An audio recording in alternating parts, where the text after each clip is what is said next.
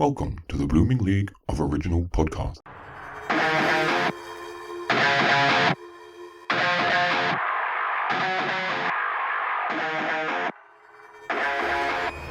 G'day and welcome to an extra fanfaric edition of Thrash and Treasure, the torture chamber musical comedy podcast that caught Sandra Dee composing a love poem to Ozzy Osbourne. And speaking of decomposing, I'm Aaron, and I'm joined as usual by my Illinois-born host and collaborator, as in Illinois you till you're born a headache. It's Spencer the Broadway Spy. How's it going? Going great, Aaron. Excited for today. Yes, good. Me too. Just let me catch my breath because this is a long one. I tell you that.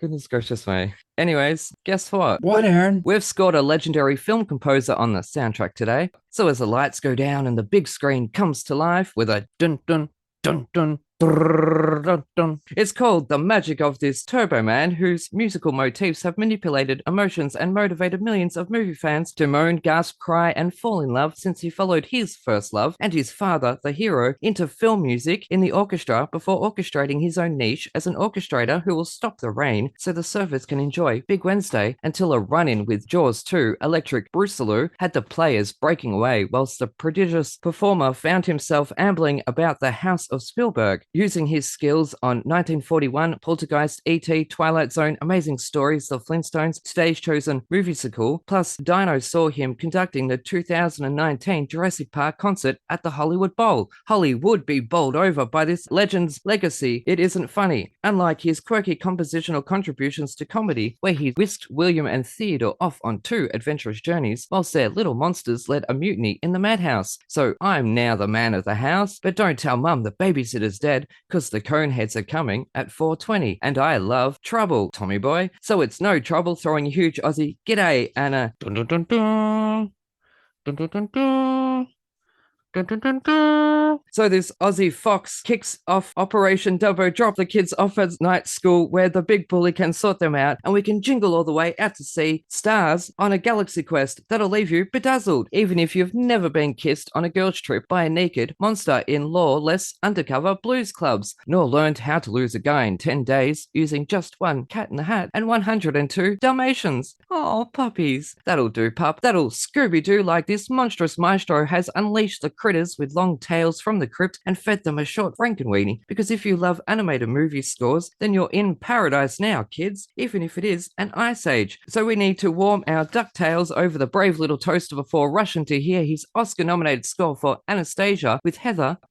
Oh, Heather, on our honeymoon in Viva Rock Vegas, because in our fairy tale theater, even Lady Luck can see stars in the runes, so we're lucky to welcome to our Brokedown Palace the star who made his acting debut in The Runestone before being benched on the ball field, filling the air up there in the Sandlot by singing the cookie chant to cheer on the Mighty Ducks as they become champions, just like when the Nutty Professor twice waved a bowfinger at Eddie and Dr. Dolittle too, which propelled Daddy Daycare in orbit, spending other people's money to score Danny DeVito's doctoral efforts, where our super talented guest used his Saxon violins to throw Mama off a train during the War of the Roses, because it's death to Smoochie in this duplex, plus the most violent of them all, Matilda. So like Spencer the Broadway Spy next door, we're returning the baby from Baby's Wild League gobsmacking career, while boys on the side, duets, are we there yet, Karina, or are you still checking out the cave looking for the phantom, the spirit who walks like a beauty and a beast in Serenity, but still totally full of excitement because all this and more makes up the soundtrack to our lives. So it's truly the greatest joy to pass the ammo and praise the Lord, or I'll end up eating worms, because friends come in all sizes and this one's shaped like genius. So green eggs and ham it right up for the bone-chillingly gifted Sir David Newman. Goodness gracious me, what the hell are you doing on my show? What is happening in this world? That was a mouthful. I've never heard that. That was probably everything.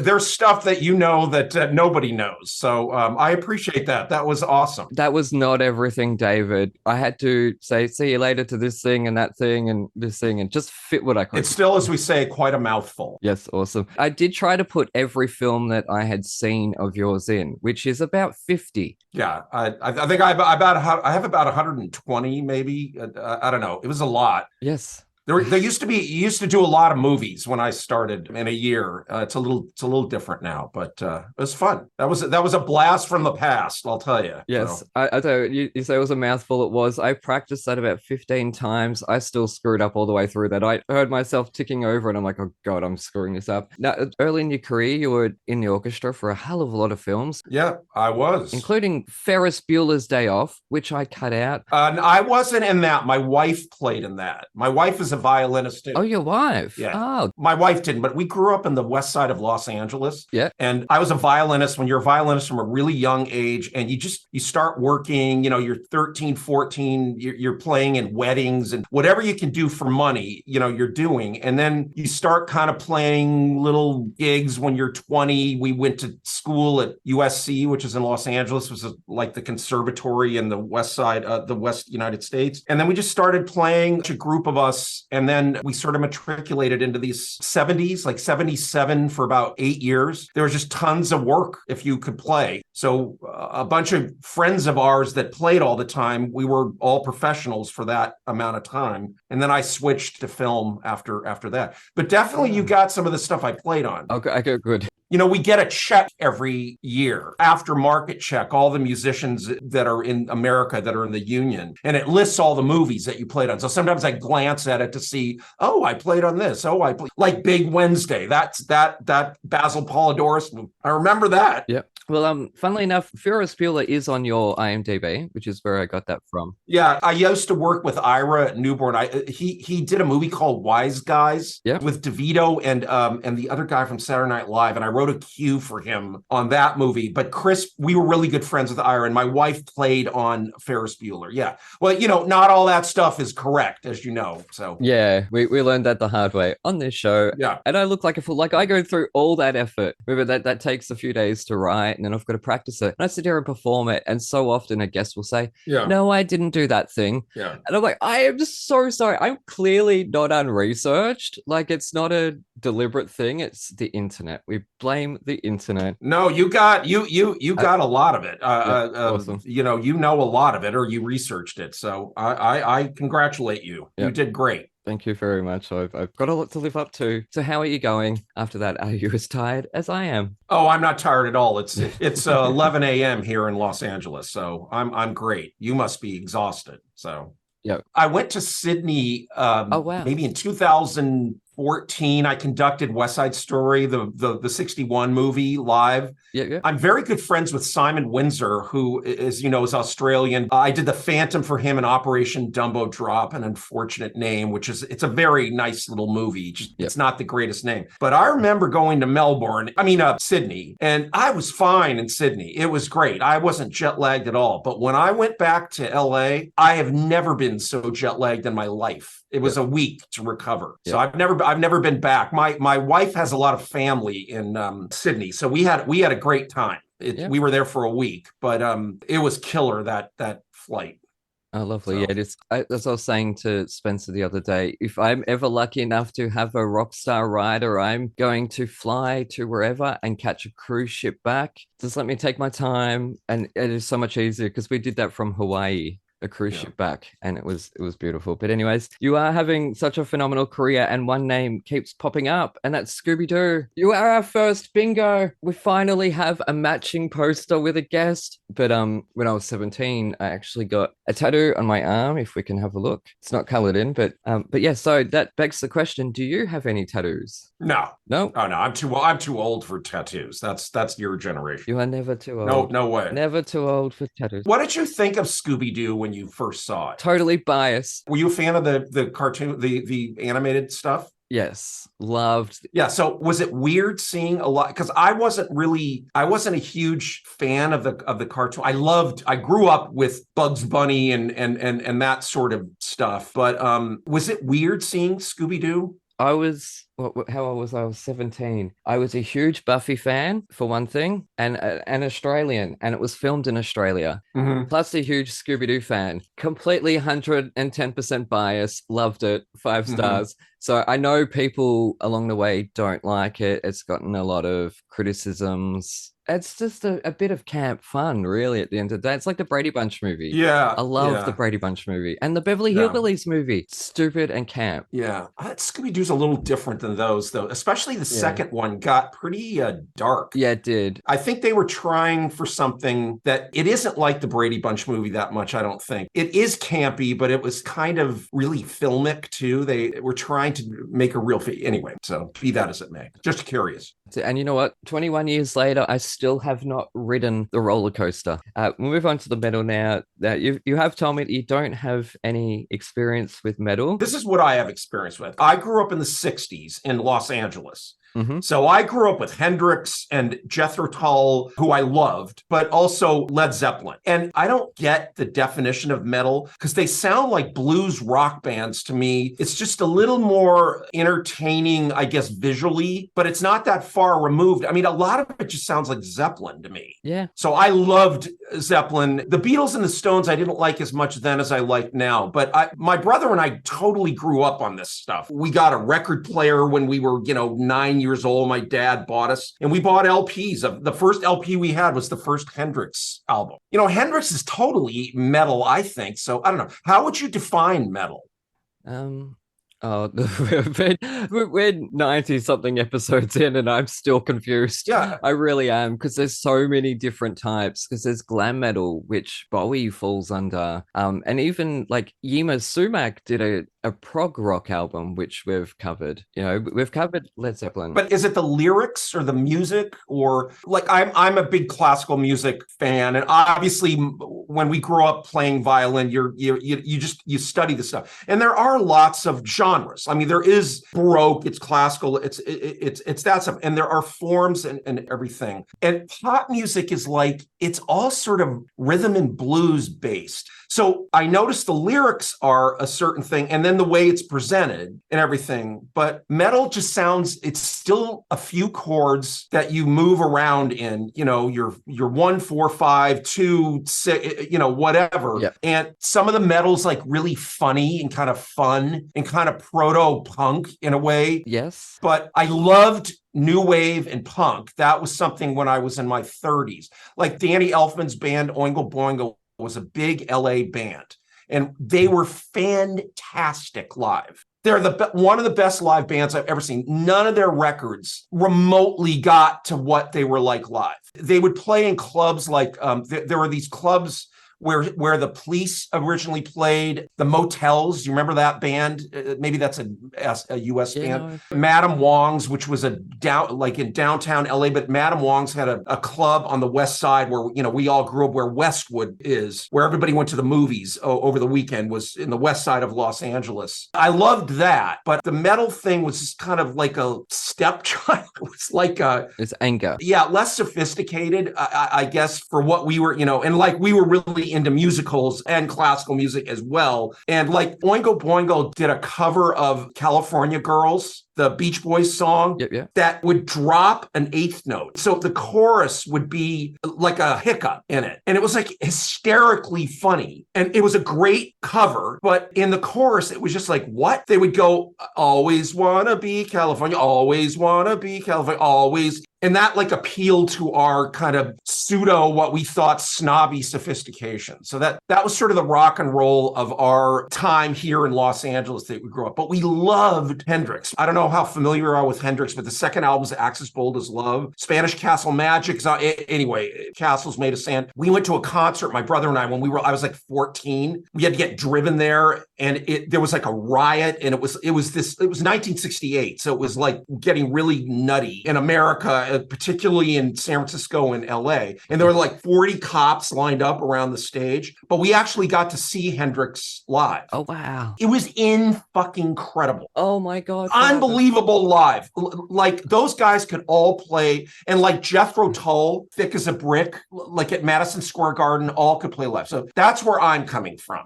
So just as a Wow. matter of background. And that's more experience than a lot of people who've come in and love metal. Spencer, maybe you can define metal. Also, You are the music student. yeah, I'm at the new school. I study jazz and contemporary music. I have a problem with genre. Yeah. Putting things into boxes, I think it's really difficult. There's a couple of genres that I think it's easy to put things into. And I think that it's rock, country, and jazz that are the three genres that it's really easy to pinpoint things into. Anything other than that, I think it's very difficult. And I think metal is just, I think more than I mean, it's definitely very punchy drums, very bright cymbals, very crunchy guitars. And the vocals, it's like the vocals, the screaming, like angry vocal. The vocals definitely have a sound. And it's not that they're saying always angry stuff. The lyrics aren't always angry.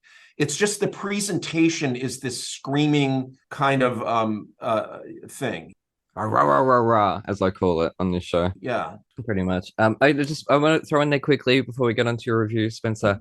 Dave, you just said the word proto-punk. Early in this show, I said that word, and my co-host turned to me and said, "That's not a thing." Yes, it darn well is. I'm declaring it now a thing. And lo and behold, 2 years later, you have come on my show and said the word proto-punk. It is a thing. Let it be known. Anyway, sorry, I just have to throw in there. It's just punk is just funny. It's like it was more for me the new wave thing. The new wave thing was more funny. I mean, punk could be. I wasn't in New York where that all was. Punk could be really mean and violent and everything, but it just was crappy playing as a way of communicating.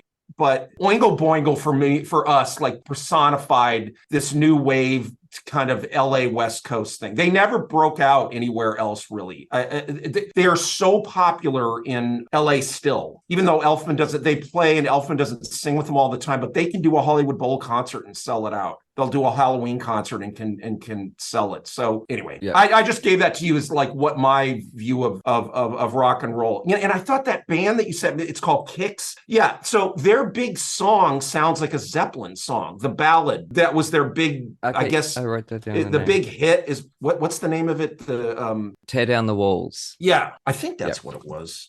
It sounds like like a ripoff of Stairway to Heaven, doesn't it? Kind of. That was the thought that I had as well, that it was very Zeppelin-y. But it's still presented in a different way, I guess, to your point, Spencer, genres are weird. They're weird. And even though you can tell like a Mozart symphony is a classical Viennese symphony, there's all this other stuff that isn't transitions. And, it's just a way to sort of like get your head around stuff. But once you know about it, you can sort of differentiate. I just don't know anything about metal, so I can't really be nuanced, have anything nuanced to say about it. So, well, you are pretty much a rock star. Let's face it.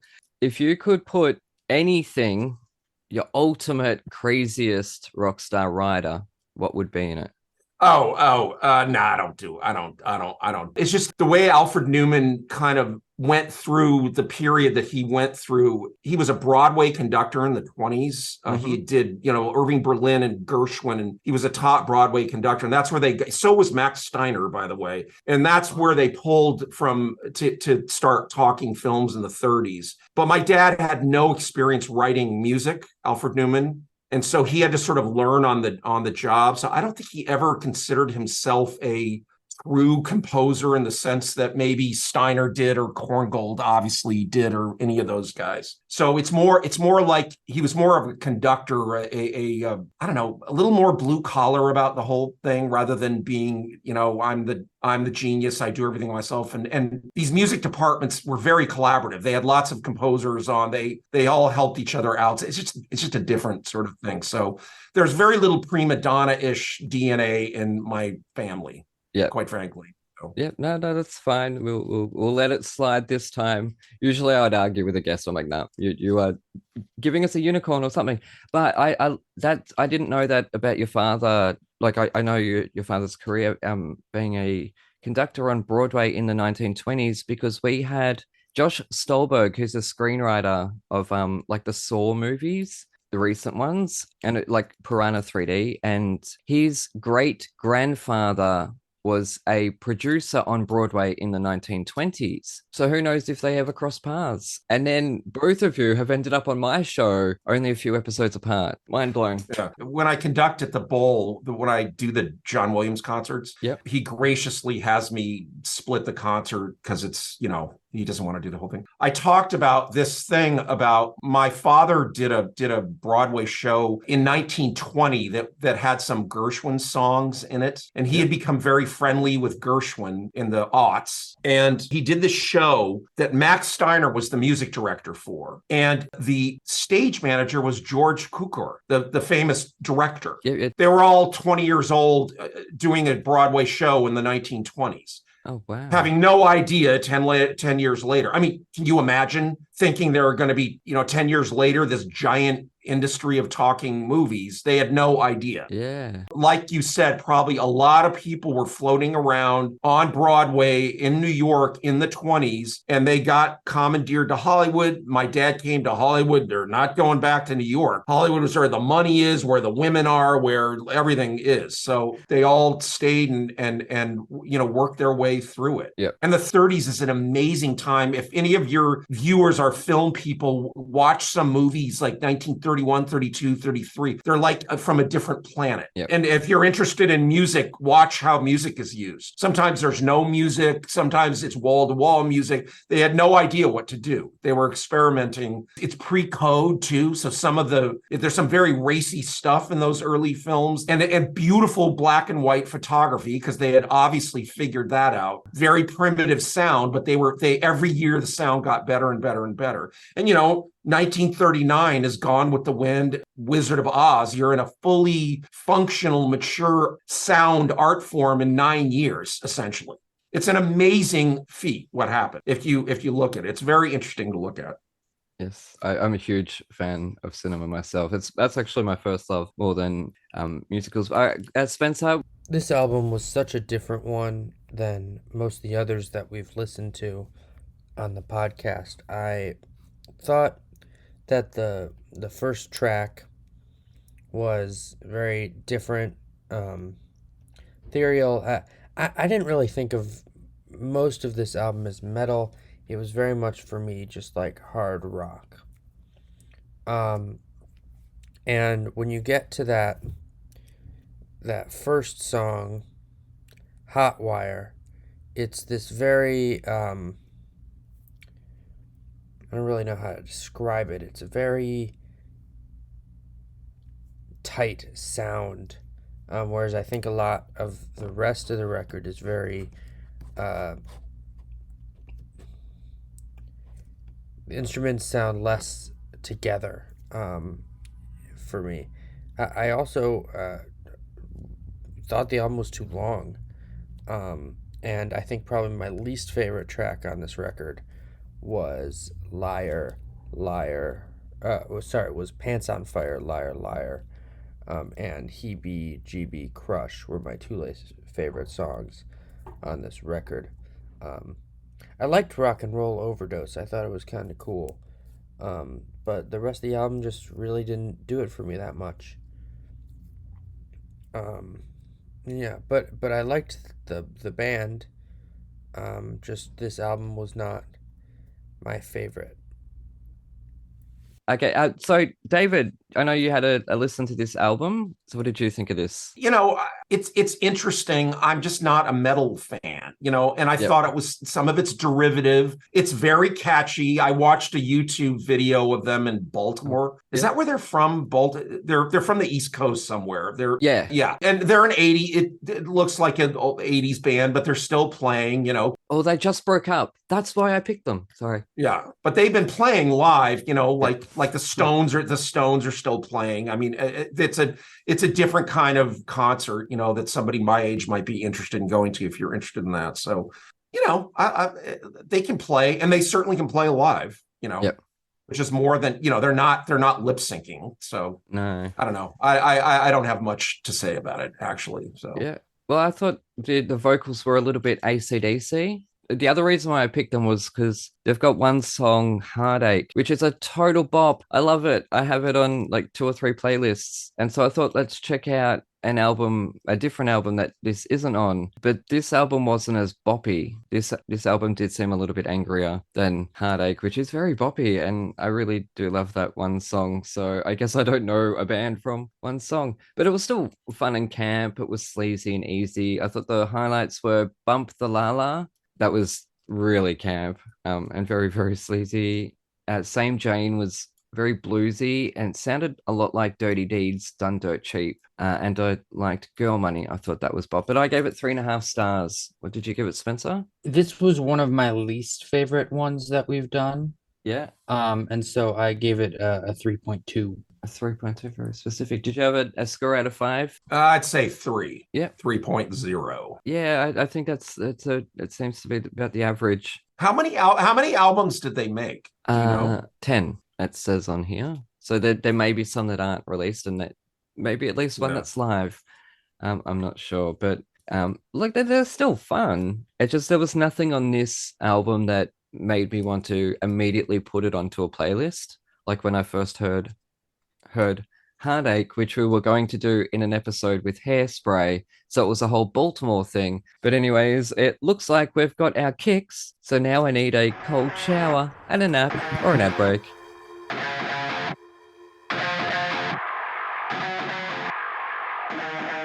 G'day listeners, Aaron here. With summer about to bring a whole lot of tourists to New York, we thought we better check out what are the hottest tickets on Broadway for this summer season. So for the next few weeks, Spencer the Broadway Spy is going to be diving into the Broadway box office to let us know what's selling like hotcakes. It's Spencer the Broadway Spy.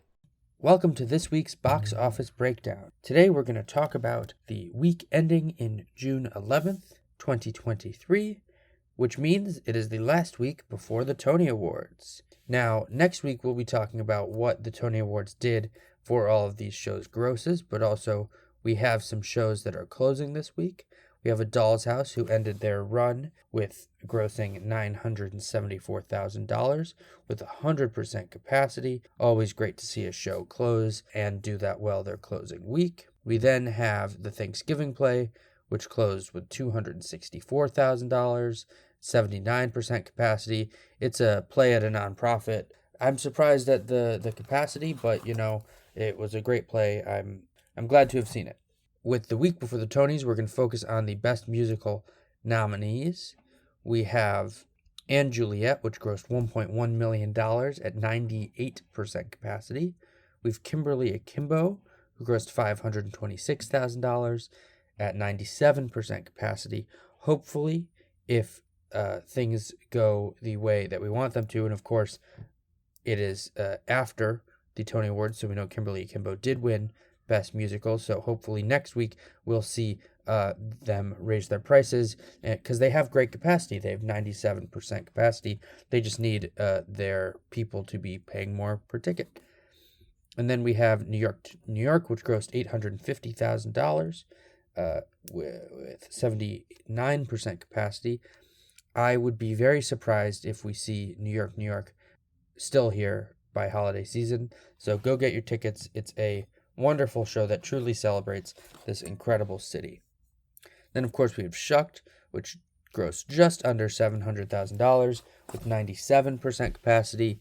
Again, I think the performance that they did on the Tony Awards will hopefully impact their prices, and their very smart producer, Mike Bosner, will hopefully raise their prices for that show. Then we have Some Like It Hot back in the $1 million club with 88% capacity. So there we have the issue of their audience members are paying more per ticket. It's just there's not as many of them as there are at the other shows. But you also have to remember, Some Like It Hot is in the Schubert Theater, which is a larger theater than where Kimberly Akimbo is, and a larger theater than where Shucked is. So it is really interesting. We also have to think about the fact that the St. James, where New York is, the Niederlander, where Shucked is, and the Schubert, where Some Like It Hot is, are 3 of the most wanted theaters on Broadway. So there are lists 10 long to get into that theater. And so if they don't do as well,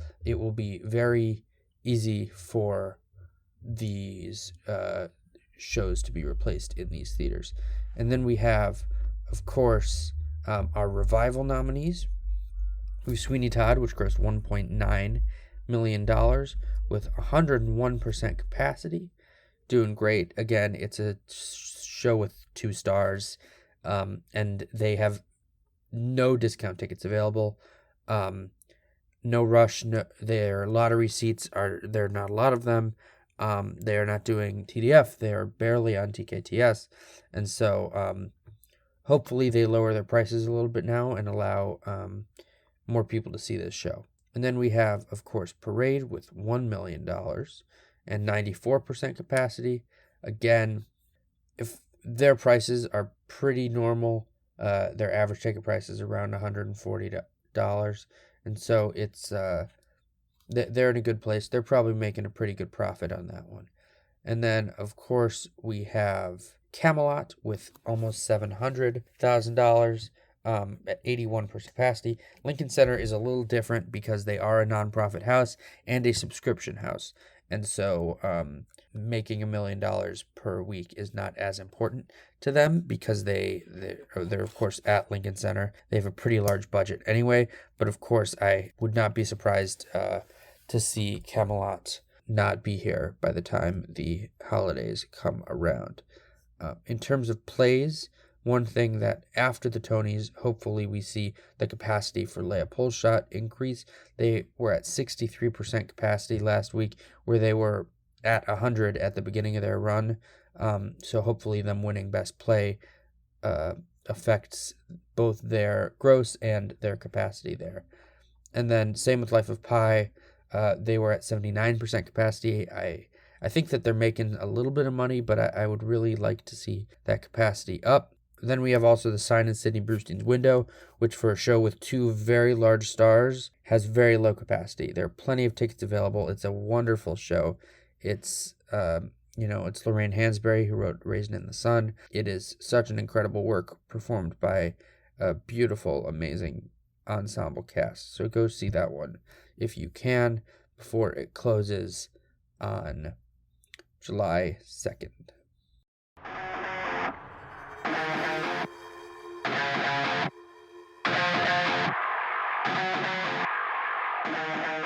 Anyways, you're listening to Thrash and Treasure. I'm Aaron. That's Spencer Bobenza, and we're joined by legendary film composer and Hollywood royalty, David Newman. It's goodness gracious me, you are genuinely Hollywood royalty. I know you're too humble for that term, but you are part of one of the greatest dynasties of film music in entertainment, full stop. Family gatherings, just one big jam session. That's what I really, really want to know. Nah. No? It's a big family. My father was one of 10. Oh, wow. They all moved out to LA from New York when he moved. And I think we had a reunion with 85 people 5 or 6 years ago. The uncles are all deceased now. So, it's getting on in years. But a lot of them did music, but most of them didn't do music. I come from a very large family as well. And like when I was in high school, which, wasn't that long ago, I'd have like 50 people show up to a band concert, and like that was normal. And having a large family is something that's both difficult sometimes, but also really special. Yeah, it's basically all from my father's side. So a lot of the brothers worked, Lionel and Emil and Mark and Irving. A lot of them were in music. One was a doctor, and one was sort of an executive that worked with Bluthorn during the Godfather era at Paramount. But they all grew up dirt poor in the aughts in New Haven, Connecticut. They came from Russian Jewish background, and all of them lived in one room with one bathroom, and my father was a prodigy, and that's the way they got out. He started working when he was 12, 13, playing piano for vaudeville, and then matriculated to Broadway and then Hollywood. And LA was probably amazing in the 30s. It had arguably the best rapid transit system in the world, which is called the Red Cars. There was no valley. It was all the west side of Los Angeles. Ironically, it had this great rapid transit system, and now, of course, it's just utter crap here. You have to drive 2 hours to go anywhere.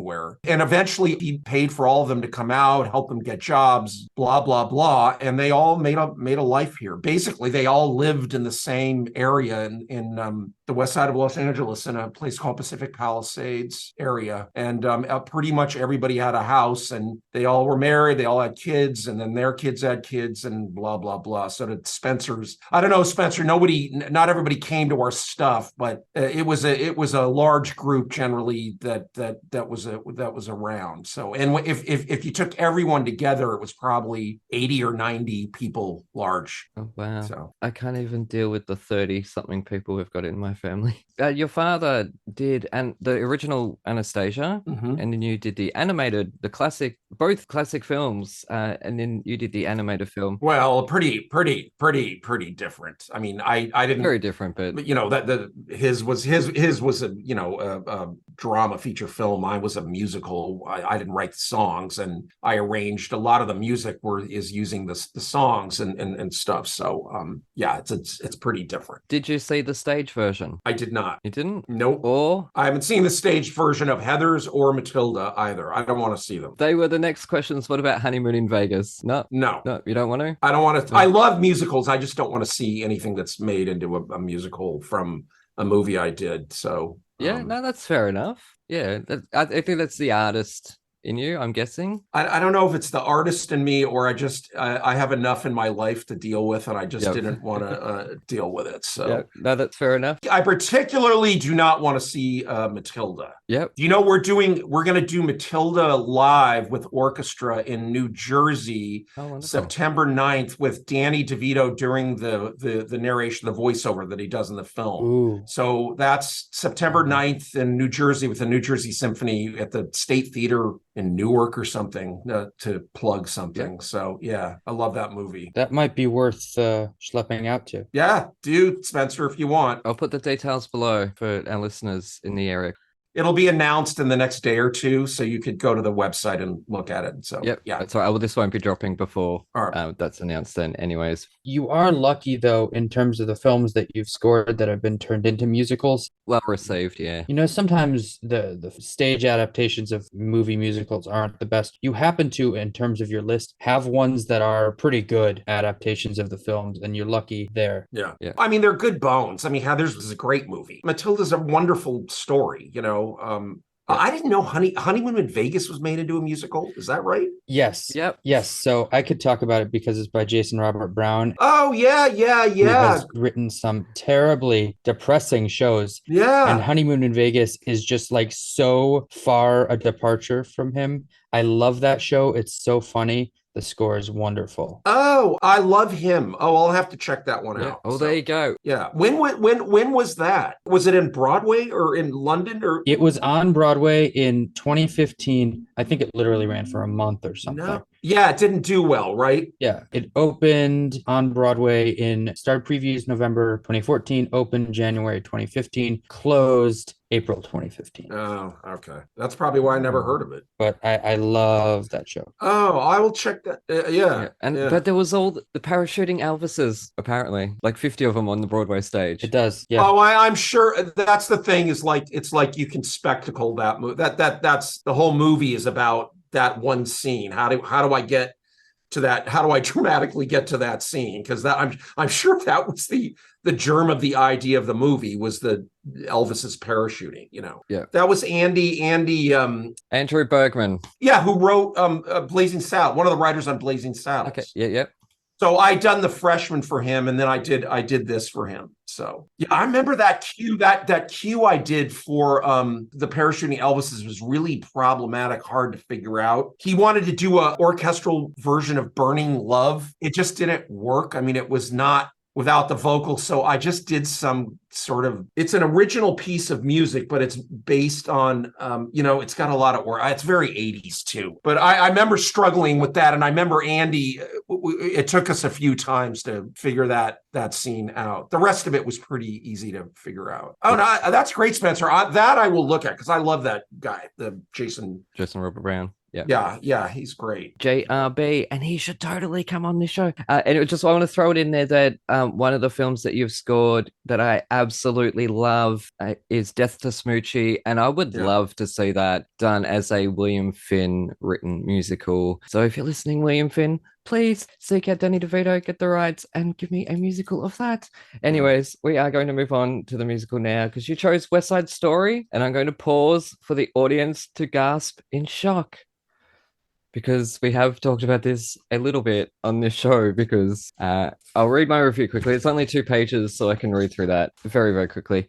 When I was first given West Side Story, it was with vague but lasting memories of the one time I saw the original film, and has often been repeated on this show. The ending left me disappointed, so I happily and naively said yes, and then Mr. Newman informed me that he adapted the music for Steven Spielberg's film version, and I admit I nearly peed my pants in fright. Goodness gracious me, what have I done to myself? So setting aside my personal beefs, I found Spielberg's film to be rich visually, the color palette across the costumes somehow adding to the timeless look of the film, and the cinematography, mwah! As for the music, setting aside the ballads, as there are many, and as racist as this sounds, most ballads do look the same to me. The orchestrations on the faster numbers are exquisite, allowing us to not just hear, but feel every emotion in this highly charged story, which I might add is a cop-out. Juliet should die. Anyways, I don't want Broadway coming after me again, so I'm not saying a darn bad word against Stephen Sondheim, and you can't make me 4 stars as a film. I loved Steven Spielberg's film because I love Steven Spielberg. He's a master filmmaker, full stop. But he's compared to the original film, I thought this one, it looked like it could have been made 50 years ago purely by the production design. What the fuck was that? I was gobsmacked, and I'm sitting there watching it with my mum, and I'm going on about it this whole time because I have no idea what you're talking about.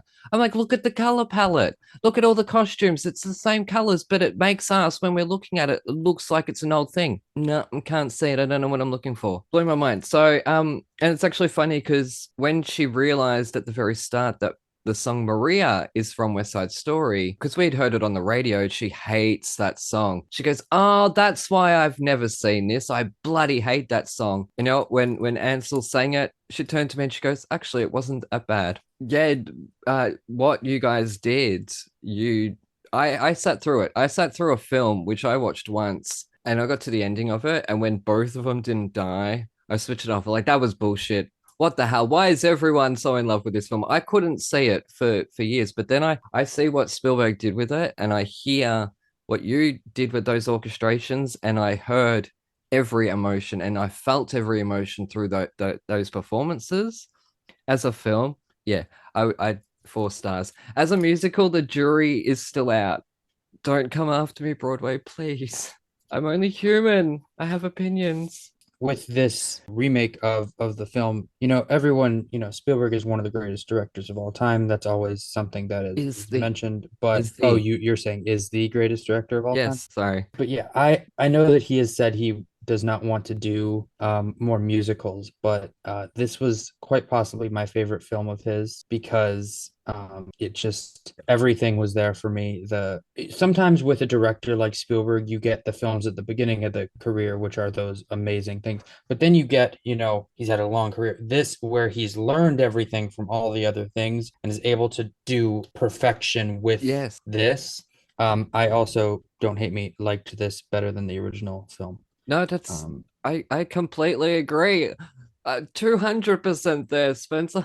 I agree with you that this is an extraordinary film. I thought when I heard that this was happening, first of all, West Side Story has been in my life since I was 10 years old or whatever, because I remember listening to the soundtrack with my father. I was gobsmacked by this. I love the musical. I think it's extraordinary. I was in it in high school. I played in the orchestra in it. I did it. I music directed it in my 20s when I was doing a bit of conducting before I started writing. I've conducted the 61 films since 2011, live with orchestra, probably 50 times. I love the original movie. There's just something about this movie. To your point, Aaron, the costume design, the sound design, the Foley, the effects, everything is in service of the movie. Yeah.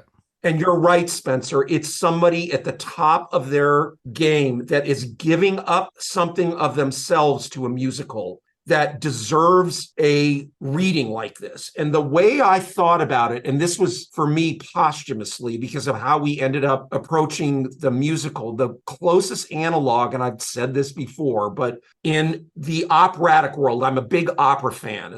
You do different productions, say of Madame Butterfly, Puccini. You'll see lots of different productions. The music is the same, the text is the same, but the production can be wildly different. That's how we ended up approaching West Side Story. The music is as close to the original sources that we had, which were the Broadway orchestration, the symphonic dances that Bernstein did for the orchestras, the canonic, and the movie orchestration. It's a combination.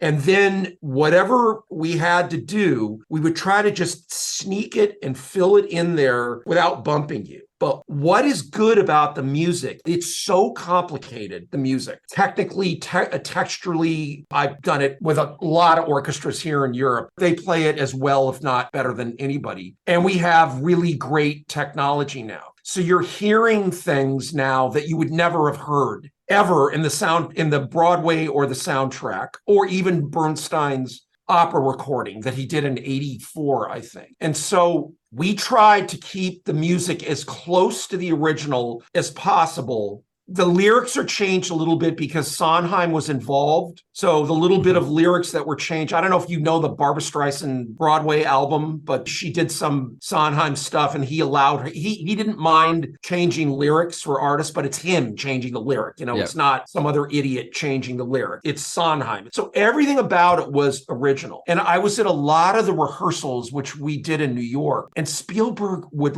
get in a chair. And as they were choreographing, they would just go over and over these sequences. And he'd have somebody rolling them around in a chair. And everyone, all these Broadway performers were so jazzed to be there. Everybody loved every minute of doing that film. Now, it was difficult and everything, but Spielberg kept saying the glue about this is our love for this piece, this canonical piece of American art. And you'd think it's bullshit, but it wasn't. It wasn't bullshit. And when we all saw it, you could feel that. And I'm with you, Spence. He's amazing at doing musical. The other analog to this is in 1941, that big dance sequence. There's like a 5-minute, I think it's Treat Williams, and I forget the actress's name, but he's chasing her around this dance floor and keeps grabbing her and dancing. And the way Spielberg shot that, you could see that he really knows how to shoot choreography. Yeah. He's just really good at it, and he's great at music.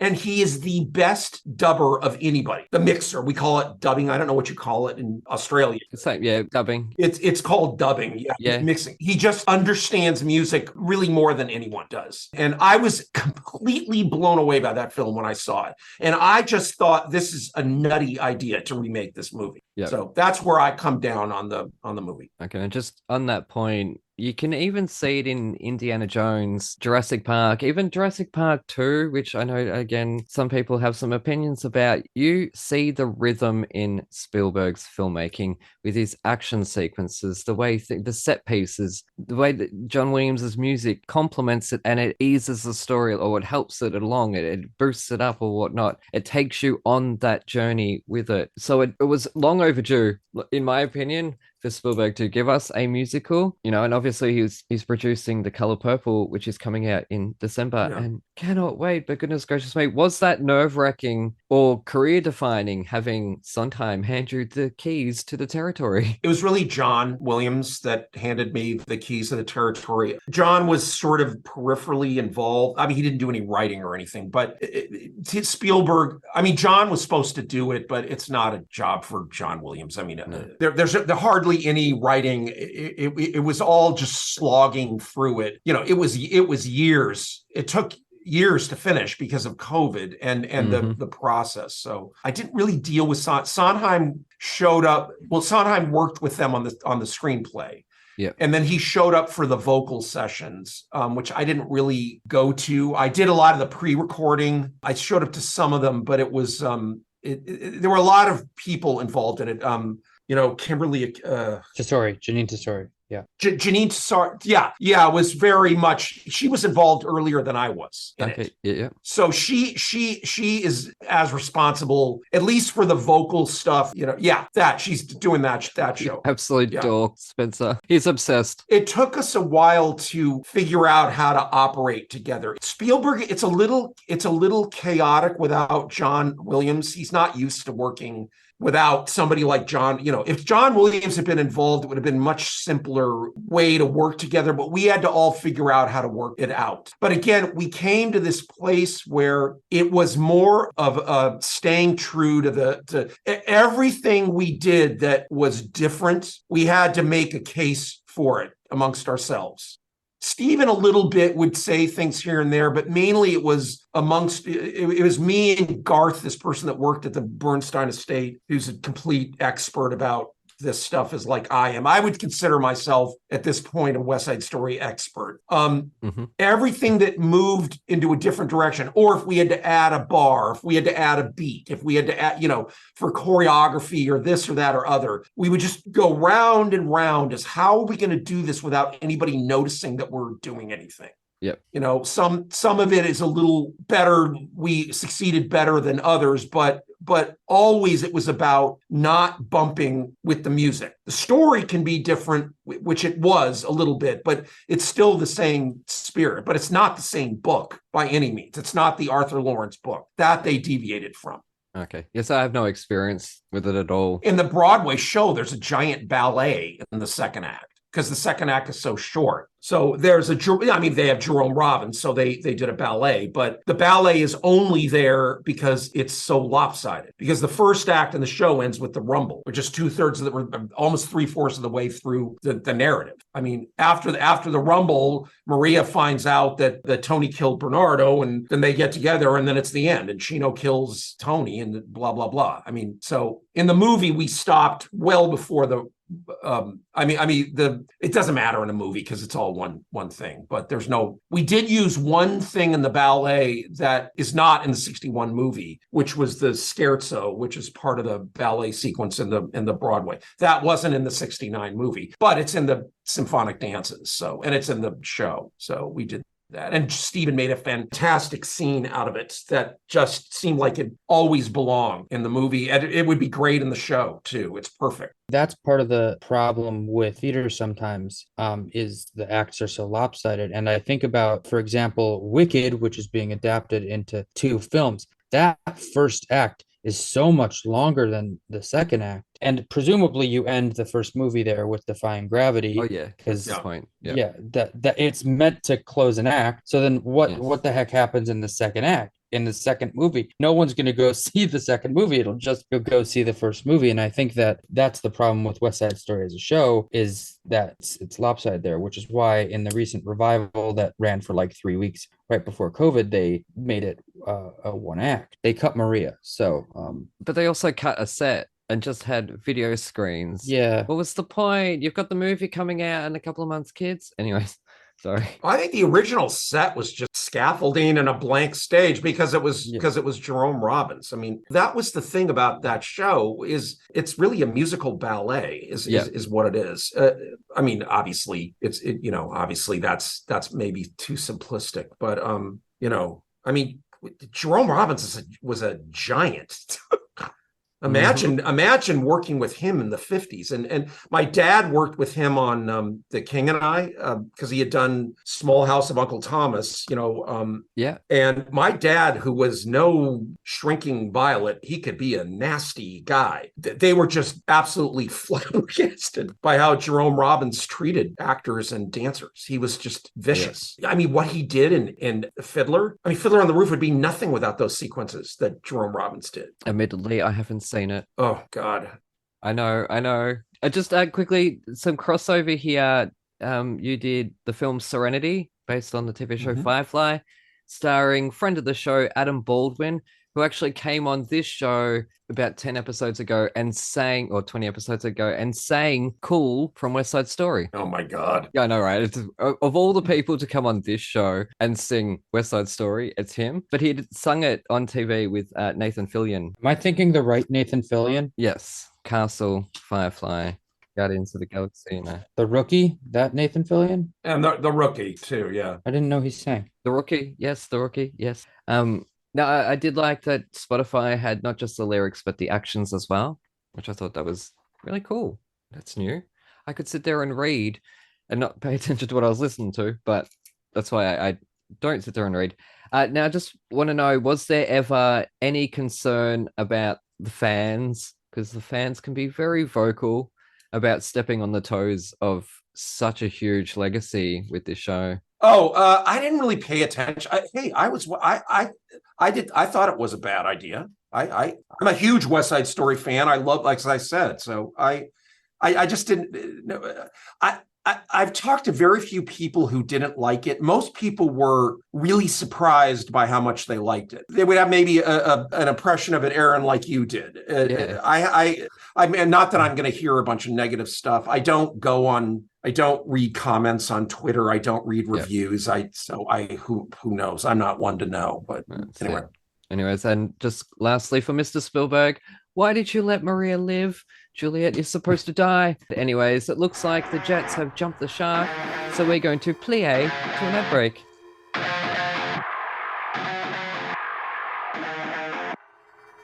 G'day listeners, Aaron here. While you're topping up your coffees, did you know that you can support our show and go on a fantastically scary adventure at the same time? Go to www.thetonistantales.com/bookstore to grab your copy of The Toniston Tales, a darkly funny Aussie trilogy about a young boy who rescues injured animals in his spare time and the roller coaster ride he's taken on by a literal fish out of water. Written by me, the village idiot of Thrash and Treasure, you'll come to love Toniston Turnbull and the dozens of wacky characters that he meets along the way. And here is a sneak peek. Landing with a thud that echoes throughout the whole cottage, Toniston instantly rips off the manky shoes gifted to him by Milfred and tosses them into the corner behind a blue barrel. Without a second thought, the bully races down the hallway to the backmost room of the house and leaps behind his uncomfortable makeshift hay bed, then waits, and waits, and then waits some more, until finally, what seems like an eternity later, muffled growls start vibrating through the thin walls of Cubpaw's cottage. He tries to control his breathing, but his heart is racing way too fast. Toniston ducks down further. Nothing should be able to see him, but he can't be sure they won't smell him.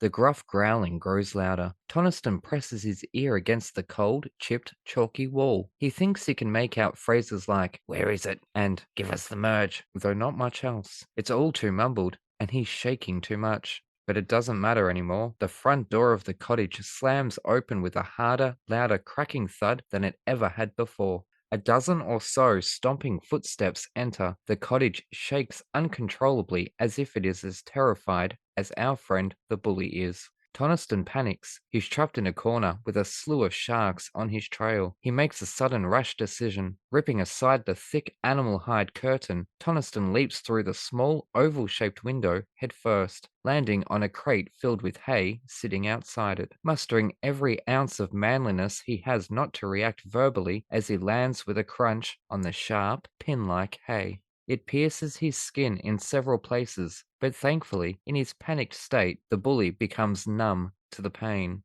Counting his blessings but not his chickens, Toniston struggles out of the crate by throwing his legs over and levering himself up, causing the coral underneath his feet to snap. He loses balance and tumbles.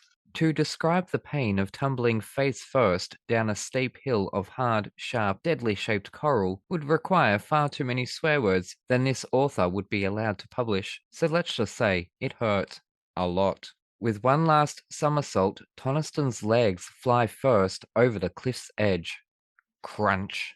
His left hand grabs hold of the outmost jagged knob of coral. The stocky body of the 10-year-old child sways rapidly back and forth like some sort of death-defying pendulum. He gasps for air, or from shock, not even Toniston can tell. All he knows is above him a deadly coral cliff and deadlier sharks. Below him, larger, sharper coral under a sea of giant, sharp spikes of natural metal. his head throbbing and vision too blurred with bright red splotches to be able to see clearly for too long. His face is dripping with blood. It runs down his shirt front, tickling him in the process. But all he can do is swing there. It's moments like these that a boy really needs his mum.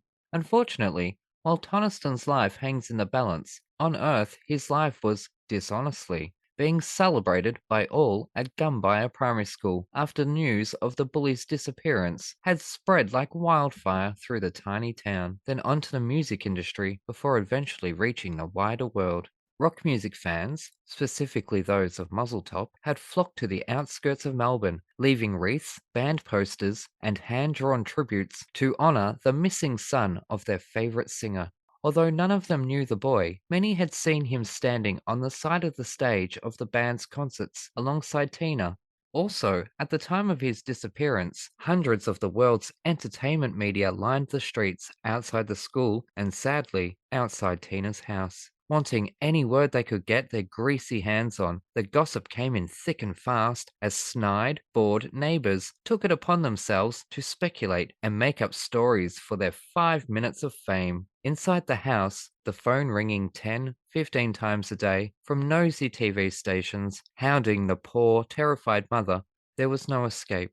And whilst Tina was never polite in her declination, still they persisted. "Call me again and I'll punch you in the nose," she promised. The school's principal, Mr. Patterson, had himself realized how cold and nasty it would look if Toniston Turnbull's former victims didn't at least pretend to mourn his disappearance. And thus, with an added paranoia of becoming a suspect, Mr. Patterson set out to overcompensate with memorials and dedications to the boy who touched all our lives with his love of animals. Mr. Patterson felt satisfied his school's image was intact. The largest memorial from the school came in the form of a service in the gymnasium. With every student, teacher, news reporter, and local police in attendance, Mr. Patterson sought to show the world just how much Toniston had meant to the school. The service would have made the bully puke. From the awful school choir butchering his least favourite songs, to the obnoxious releasing of the White Doves, Mr. Patterson may have been satisfied his memorial service paid tribute, but Toniston is far too cynical for that. And yet, whilst hundreds of people sat on the cold plastic seats in the Gumbaya Primary School auditorium, not one person in attendance truly knew Toniston when he was around. But all alone, in her large house, the animals all shunned outside, Tina Turnbull sits with her umpteenth glass of wine, ignoring the umpteenth phone call from friends, fans, and family, but most sad of all, wondering, for the umpteenth time, what she could have said to her only child to have brought the two of them closer together. A now broken photo of Trent Turnbull and an infant Toniston, only hours after his birth, sits at her feet under the table. Tina simply doesn't care about the million tiny shards of glass cutting up her feet. She just wants her son back. And as if joined at the soul, while dangling from the lavender-coloured dead coral cliff face, somewhere in his head voice, Tina's cries are heard by the boy. His face scrunches up, but then it relaxes. I can do this. Grab your copy of The Toniston Tales from thetonistonTales.com/bookstore today. Hooroo!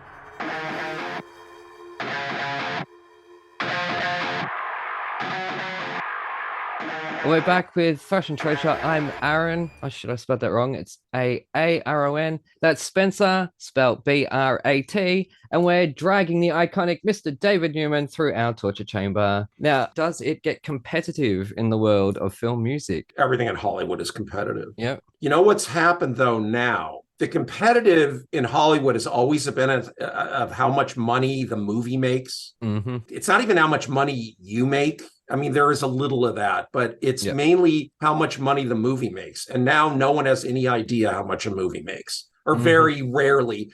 Even when a movie's out in the theater, it's going to be streamed and there's no way to know how much money it makes. So it's harder to compare. So I don't know, it's still competitive, but everyone's just trying to figure out. I mean, that's why the writers, I think, are on strike in some ways. They want to know, they want some transparency, because Hollywood is like clueless if they don't know how much money the product made. They have no way to negotiate. Yeah. So just my little 2 cents about it. That's my competitive 2 cents. Awesome. Now, if you could conduct or host a site-specific symphony of one of your film scores, what film and where? Well, I wanted to do, which I did. I wanted to do Galaxy Quest at Comic-Con in San Diego, and I was able to do that.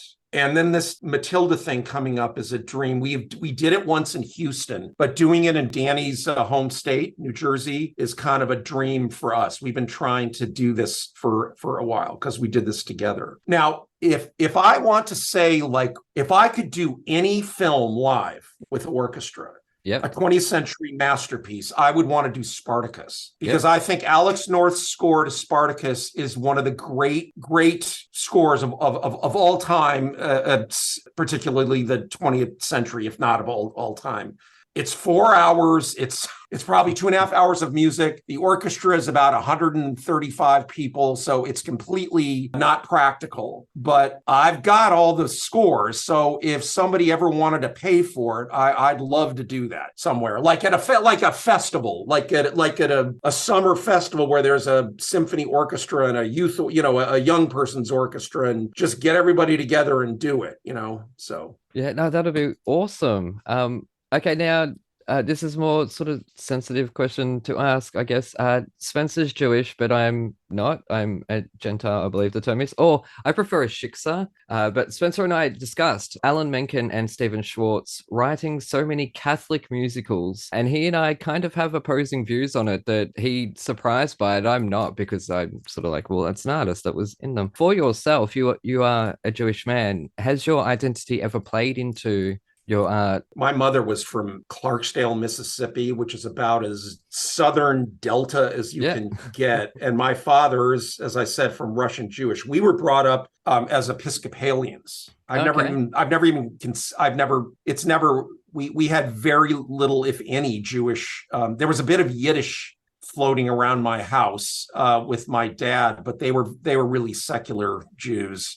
Yeah. My mom was like super religious fundamentalist. They made a deal, so we weren't brought up fundamentalist because my dad wouldn't allow it. So, but my dad did all these like Christian religious movies, The Robe and The Greatest Story Ever Told and Song of Bernadette, and he used to joke about, my mom they used to joke about that all the time. What's he doing all these, really super religious epics, but those are the movies being made, and they're all human stories, no matter what your upbringing is. So I don't know. Yes, and that's how I see it. But Spencer and I, we've had not really arguments about it, but we've sat on opposite sides of the fence. Now, how many times have you smashed the keys of a piano in frustration? A lot. Yeah.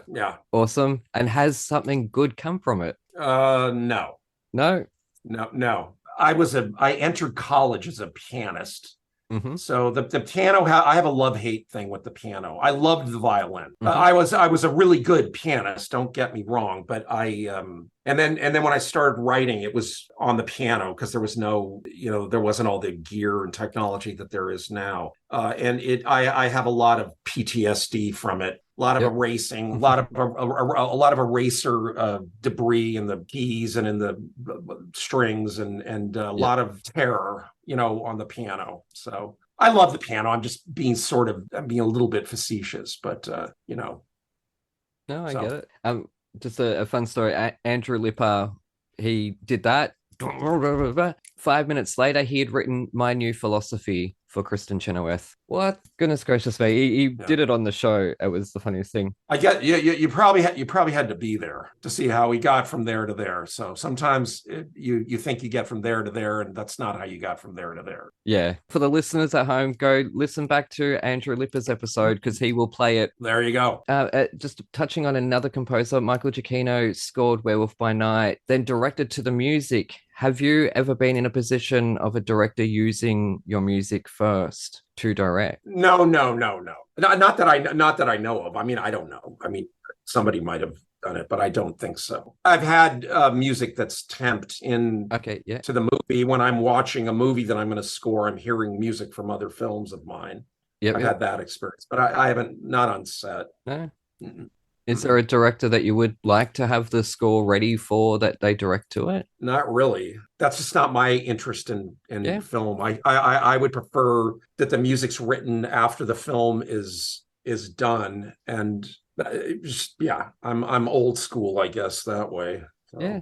Well, I've always said that today's film music is tomorrow's classical music. So in 200 years' time, which of your scores would you like to see, or you won't be able to see it, would you love to be adapted as a ballet? You know what? I like the score. I like these obscure movies. Yeah. Like I like the score to 102 Dalmatians. I like the score to An Affair of the Necklace, Broke Down Palace. I do like the score to Serenity.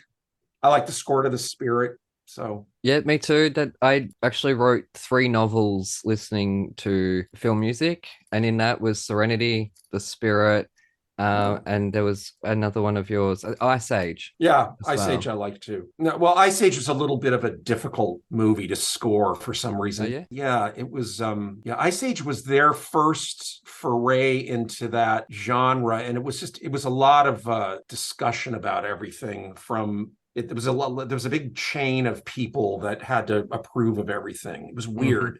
I've never done a movie like that, exactly like that. That was so many people weighing in on everything, and having to wait so long to figure out what the next step was. Oh wow. So but it turned out really good. I really like it, but you notice I never did any of the other ones. So no, I did notice that. Take that as what you will. So yeah.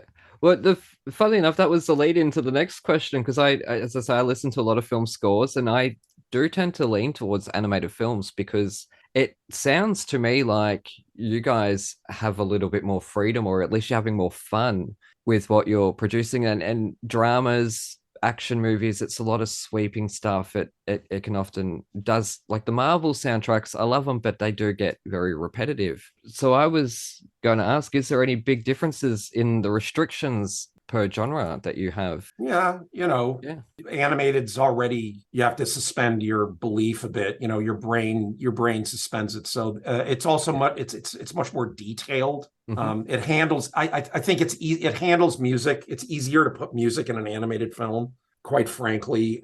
There's probably more music, so it's a little bit, sometimes when there's just not that much place for music, it's harder to know what to do to how much information you put in the music. Aaron, you were talking about that, and a lot of what people said in the 30s and 40s, I think is sort of applicable, is that sometimes you view the music as what we would call counterpoint, which is a musical term, which means in its most basic sense, counterpoint is there are 2 melodies going on at the same time, but they complement each other. So the way they use it in film is the film is going on and the music is counterpointing the film. It's a different melody than the film, but it's complementing what the film is doing. Otherwise, what's the point of having it there? So the more time you have, the simpler it is to figure that out and do it. And in animation, there's so much specific. I love animation too, because there's so much detail in it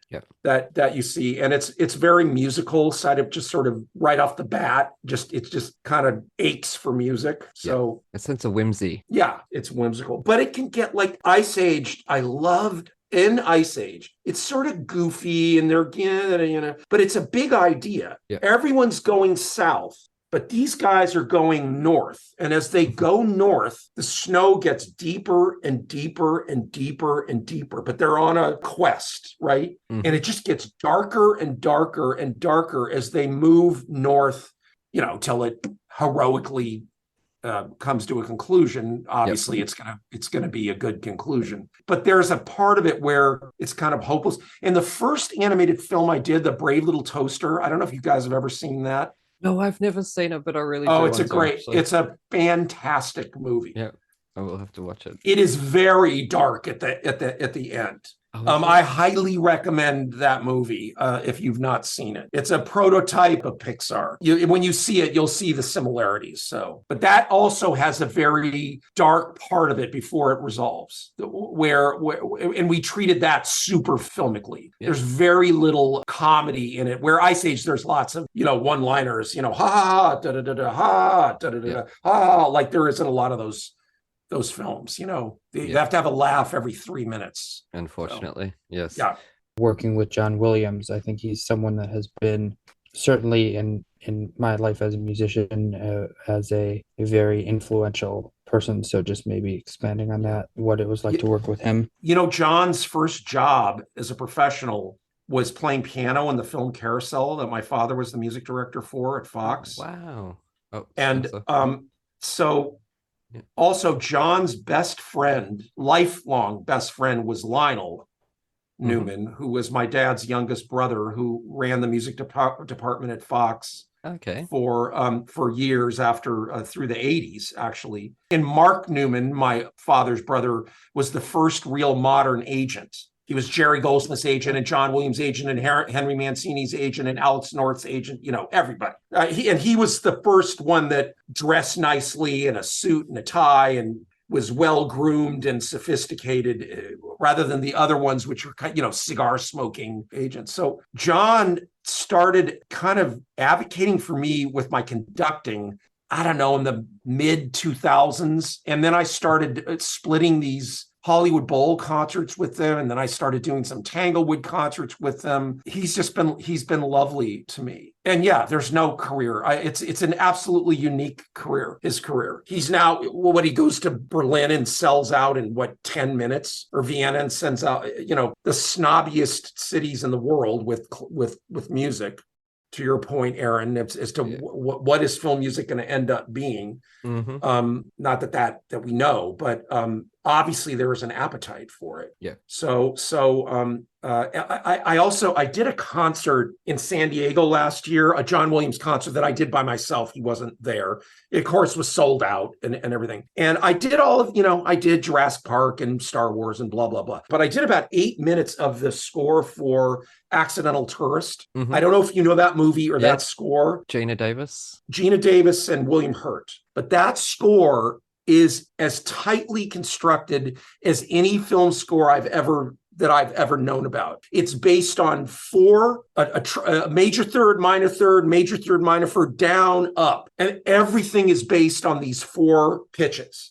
And so I spent about 6 or 7 minutes trying to explain it a little bit to the audience, because it's part of his art form that not as many people know about. He is so skilled at pretty much everything. He's a wonderful arranger, jazz arranger, pop anything, as well as these huge blockbuster scores, but also these kinds of movies, the Accidental Tourist, the Sabrina score that he did, which features this beautiful piano solo kind of theme that's at once really pretty and seductive, but kind of doomed. It's a relationship between a young person and an older person. And even though it's never part of the story, it's implied that there's something that's not going to last very long. It's like a beautiful flower that's going to wilt at some point. And that music, to the point of what I'm talking about, counterpointing. It's counterpointing that there are a lot of people that have a relationship where there's a discrepancy in age.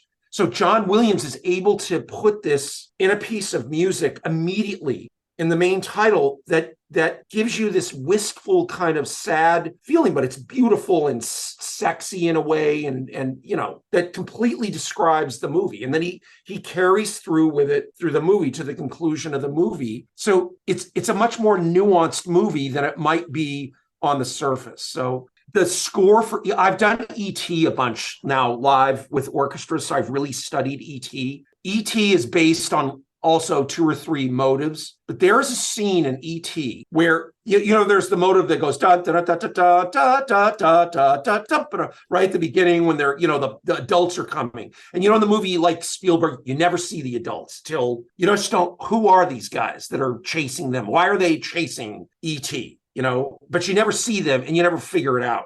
because it's all from the kid's point of view, right? So then that scene where E.T. and Elliot, the boy and the E.T. are in the closet while Dee Wallace, the mother, is reading to the kid, to Drew Barrymore, Gertie, Peter Pan, which of course then Spielberg makes a movie about because he's obsessed with Peter Pan. Mm-hmm. And she's reading Peter Pan, and that harp solo, which is a big part of the music of E.T. I can't even think of another film that has a harp solo used that much, is playing. And it goes da da da da da da, and then it trills. It goes brrr, which is this thing that they do on a harp, which is called the bisbigliando. And it's like Tinkerbell's fluttering wings, you know. But it's also E.T.'s music that has connected with Elliot, you know. So anyway, they play the scene and the camera moves out of the closet where you see E.T. and, you know, that's where he hurts his finger and he goes, ouch, and then E.T. fixes it. And then the camera pulls out, right? And you see this truck and you hear this noise. And then you hear a flute play that motive that I sang before about the adults, and it goes dum ba-dum bum bum bum. So it's like the music is still like inside the house, but it's moved outside into the world of the adults, whatever that is. It's completely, utterly nuanced with this totally simple surface of nothing happening, just simple theme and harmony and a few motives here and there. And then this. And it's so extraordinary, that moment. And I get chills every time we do it. And that's what, to me, that's the essence of what film music can do. And it's its own weird art form. It has its own set of formal parameters, rules that are broken. Of course, like everything else can be broken. All kinds of people do all kinds of things. But it is not concert music per se. But it can be performed as concert music in the right context. I don't think making arrangements of it is the right context. At least I don't think of it. I'm more of an originalist about it, but it needs context. It's not like an abstract piece of music that can just be played without something else going on. All right. Anyway, that's my spiel. No, that was wonderful. Thank you so much for joining us. It's been an absolute honor. It really, really has. Thanks so much. Thanks, guys. Appreciate it. I hope I didn't blurb too much. No, a beautiful episode. I can't wait to hear it. So anyways, a huge thank you to David Newman for joining us. I am absolutely gobsmacked. That was an amazing episode. You can find Dave on Twitter at DNewmanM5. That's one word. I'll spell it out. DNEWMANM5. DNewmanM5. And Spencer is at Spencer Share _ That's SPENCER SHER _ and you can find us at Thrash and Treasure on Twitter or at Thrash and Treasure Podcast on Instagram, also on YouTube, Facebook, and Patreon at Blooming Theatricals. Also, Steven Spielberg, if you ever hear this, please, please, please come on my show. That's never going to happen. Just thought I should throw it out there. Also, look below in the description for tickets to the Matilda in concert with the New Jersey Symphony. As David said, there will be Danny DeVito narrating live. We are allowed to announce it now because the embargo has broken. He actually told us it was literally the day before it dropped. Anyways, there was one other thing that I wanted to say. Oh, also, you can catch Mr. J-Wags if you're in the Utah area in Charlie and the Chocolate Factory. He is playing Willy Wonka, and he is absolutely amazing, getting excellent reviews, and it looks stunning. So if you're in that area, go check that out. It'll be running until October. Anyways, that's it from us. Thank you so much for listening. I hope you enjoyed it as much as we had making it. You take care, look after each other, and we shall see you next time. Uru. Thanks, guys. Appreciate it. Thanks. See you.